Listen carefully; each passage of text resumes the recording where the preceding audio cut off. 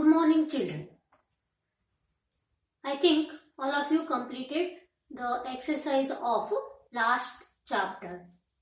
Now in today's class, we'll discuss about a new chapter, that is fourth chapter, that is materials, metals and non-metals. That means materials are divided into metals and non-metal. That chapter we have to discuss in today's class. You know that there are different elements. Some elements are natural and some elements are artificial. There are usually 118 elements already they discovered. 118 elements. If you go to the periodic table, you will come across 118 elements. In that, some are natural elements. They are available in the earth crust, as well as some are artificial element. They are prepared by man. These elements are made up, or they are classified into metals and non-metals, or the materials made by different elements are classified into metals and non-metals. That means materials made by, whether it is maybe by metal or it may be non-metal. These materials are classified into metals and non-metals. And again, some materials are again they are divided into metalloids based on their properties. Okay. Usually, the metals and non-metals are the broad classification of materials. Materials are classified into metals and non-metals. You will come across different types of materials in our surrounding. Some are made up of metals and some are made by non-metals. For example, you will come across sheets, iron sheets, plates, different types of container. It may be iron container, aluminum container, different boxes, and you will come across different agricultural tools. All those things, some are made up of metals and some are made up of usually non-metals. Based on the physical and chemical properties of material, they are classified into metals and non-metals. Materials are classified on the basis of what? Physical and chemical properties. Based on the physical and chemical properties, materials are classified into metals and non-metals. Now, first we have to discuss about properties. That means many physical properties of metals. What are the physical properties of metals? We have to discuss first. When comparing with physical properties of metal with non-metals, you are discussing whether non-metals will show that property or not. We have to compare metals and non-metal, and we have to discuss the physical properties of metal. What is the physical property? That means what is the external property of metals and non-metal? You have to discuss in today's class. It is very important. You have to remember these properties, the physical properties of metals and comparing with non-metals. First, we have discussed physical property. One very important property, that is malleability. You saw in our surrounding, you will come across thin sheets of iron, thin sheets of aluminium, thin sheets of copper. So many metals, the copper, iron, zinc, all these are examples for metals. Aluminium, they are examples for metals. They can be converted into thin sheets. Okay, for the construction purpose, they will use thin sheets of iron. Okay, like that, what happened? These metals can be converted into thin sheets. Metals can be beaten into thin sheets with the help of hammer or with the help of other instrument. They can be converted into, metals can be converted into thin sheets. This property of metal is called as malleability. that is called as malleability. What is malleability? The property of metals by which they can be beaten into thin sheets is called malleability. Okay, you can convert iron, a small iron or into iron sheets. Okay, like that, copper sheet, aluminium. Because of this property only, you can prepare boxes, containers, all those material, different types of material. This is a very important property of metal. Okay, the property of metals by which they can be beaten into thin sheets is called as malleability. Then you can say that metals are malleable. What is the meaning of metals are malleable? Means metals can be converted into thin sheets. Okay, that property of metal is called as malleability. But non-metals do not show this property. Now, if you heat or if you beat these non-metal, they will become powder. For example, coal, coke. They are examples for non-metal. They are the sources of carbon. But what happened when you heat that or when you beat that material? What happened? They will become powder. They do not show this property, that is malleability. Next very important property of metal, that is physical property of metal, that is ductility. What is the meaning of this ductility? I think you will see copper wire in electrical appliances or in electrical field. Oh, the wire, that is copper wire you will see. This copper wire, that is example for this property of metal, that is ductility. That means metals can be converted into thin wires. This property of metal is called as ductility. The property of metal by which it can be drawn into wires. Okay, thin wires is called as ductility. But non-metals do not show this property.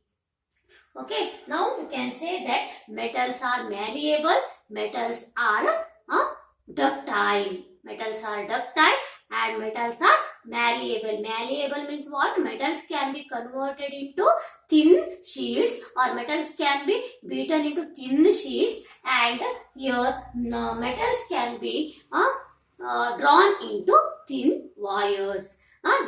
These are the two very important properties of what? Metals. But non-metals do not show this property. Next we will go for another one property, very important property.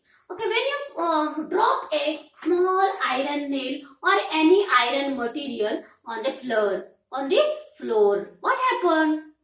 You will come across sound. Or when your container or when plate will fall on the floor, what happened? It will come across sound.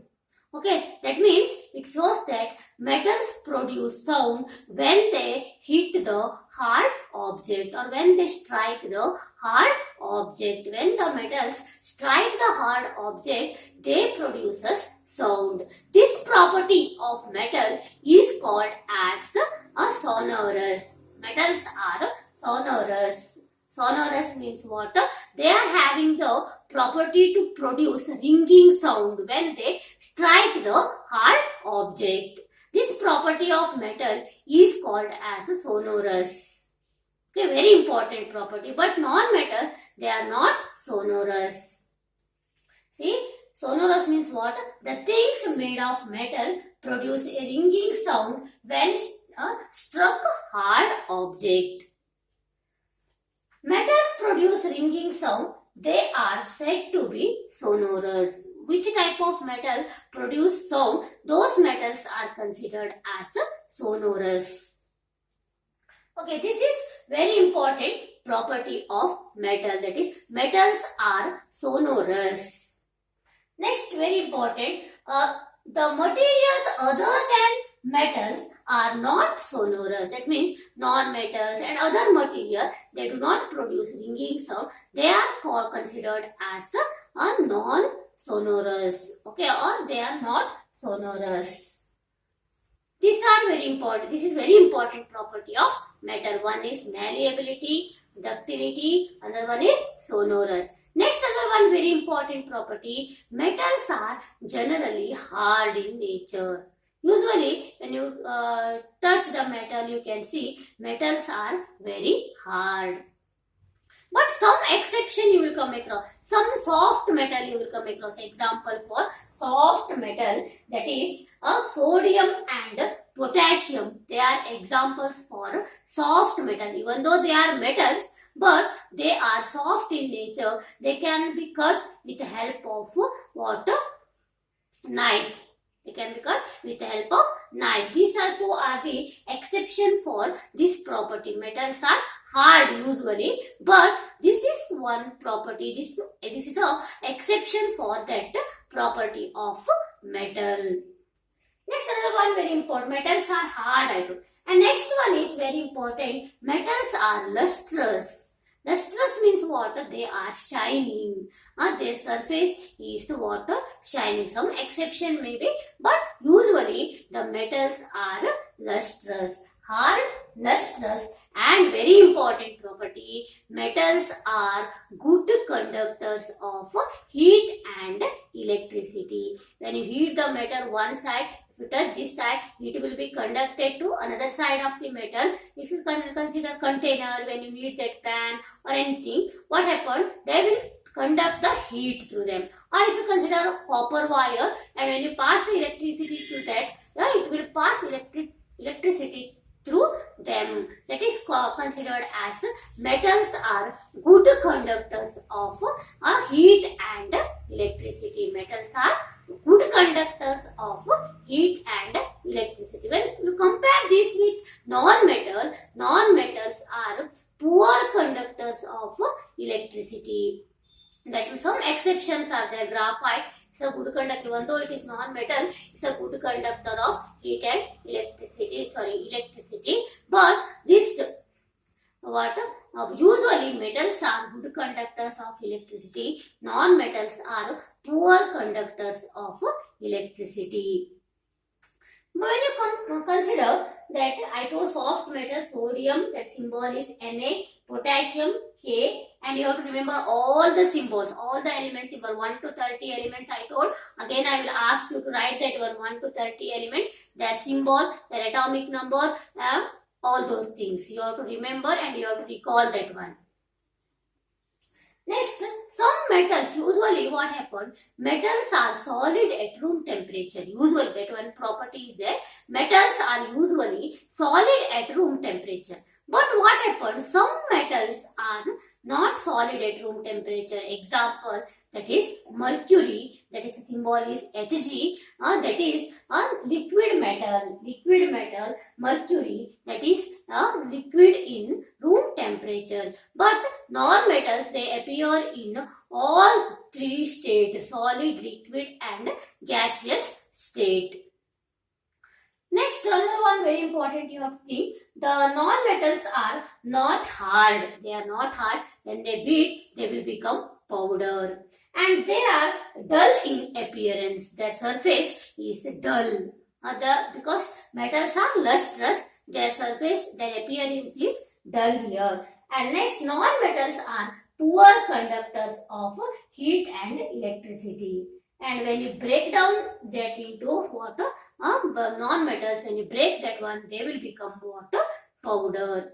These are the properties of metals with non-metals. Comparing the properties of physical properties of metals with non-metals. Then it will be easy to remember that differences between metals and non-metals. Physical properties of metals and non-metals. These are the very important property. Even when you enter college, PU, second year, first year and all, these properties are again and again they are repeating. These are very basic things you have to remember and you have to keep in your mind. If you read and don't forget that one. Okay, no, don't read for exam sake. Okay, that is very important. Exam purpose you do not read, but for your knowledge purpose you read this and go to the textbook after this.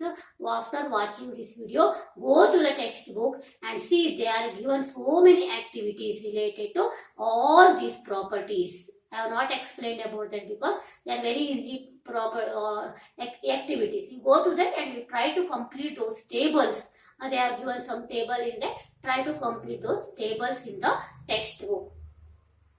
And here you have to check poor conductors of electricity, whether the good conductors of electricity. I told that metals are good conductors of electricity. To show that there are so many experiments, you have to just simple circuit, and you have to form a simple circuit with bulb, switch and wire, and then what happened, you have to connect one metal piece and you can check whether it is a good conductor of electricity or not. Some experiment activities they have given. You go to the textbook, read once. Read well, very important. Okay. I think things are clear here. What are the physical properties of metals? Physical properties of metal. First one is metals are malleable, metals are ductile, metals are sonorous, and metals are hard, metals are lustrous, and metals are good conductors of heat and electricity, and usually metals are what? Well, solid at room temperature. These are the important physical properties of metals and non-metal. In next class, we discuss about the chemical properties of metals and non-metal. This is very important, chemical property, and you have to go to the different reactions. And for that, you should remember the elements, symbol, all those things you have to remember. Okay, thank you.